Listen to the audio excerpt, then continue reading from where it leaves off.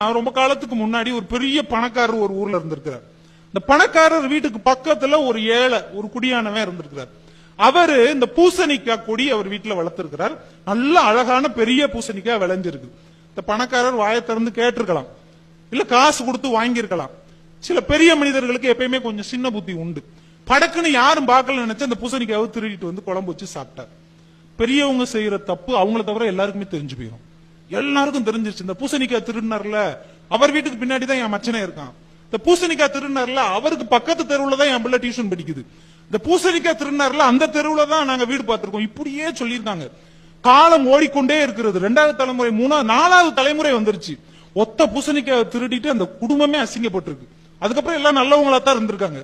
இந்த 4வது தலைமுறை பேரனுக்கு ரொம்ப சங்கட்டமா இருந்திருக்கு. என்னையா அந்த ஆளு ஒரு பூசணிக்காவை திருட போக நம்ம ரோட்ல போங்க இந்த பூசணிக்காய் திருடினார்ல அவருடைய பேரன்னு சொல்லி அசிங்கப்படுத்துறாங்களேன்ட்டு அவங்க ஊருக்கு ஒரு ஞானி வந்திருக்கிறார். அவர்கிட்ட போய் சொல்லி அழுதுருக்கான். பணம் காசு சொத்தெல்லாம் இருக்கு, நான் பூசணிக்காய் திருடினாங்கன்னு ரொம்ப அசிங்கப்படுத்துறாங்க சாமி, இது என்ன செய்யறது, என்ன செஞ்சா இந்த பேர் மறையும். அவர் அப்படியே உனக்கு குறுகுறுன்னு ஒரு 5 நிமிஷம் பார்த்திருக்காரு. பார்த்துட்டு உங்ககிட்ட பண வசதி இருக்கா, அதெல்லாம் நிறைய இருக்கு, டெய்லி ஒரு 10 பேருக்கு சாப்பாடு போட முடியுமா, 10 பேருக்கு என்ன 50 பேருக்கு சாப்பாடு போட முடியும், சரி டெய்லி ஒரு 50 பேருக்கு நீ சோறு போடு, அனாதைகள் இல்லாதவங்க ஏழை எளியவர் யார் வந்தாலும் சரி டெய்லி 50 பேருக்கு சோறு போடு, அப்புறம் ஒரு 10 நாள் கழிச்சு வா அப்படின்ட்டார்.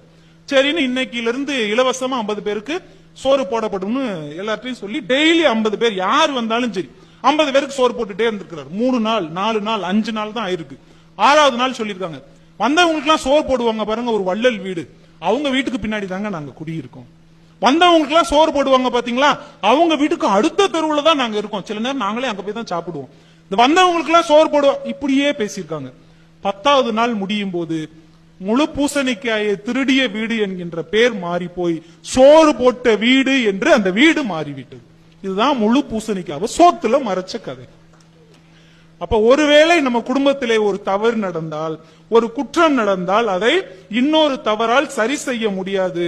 தவறுக்கு மாற்று தவறு இல்லை, நல்லதை வைத்து தவறை மறைத்தால் தவறு தானாக மறைந்துவிடும். இப்ப நல்லதை நம்ம செய்ய ஆரம்பிச்சோம்னா தவறு தானாக மறைந்து போய்விடும் என்பது இந்த ஒற்றை வரி நமக்கு கற்றுக் கொடுக்கிறது.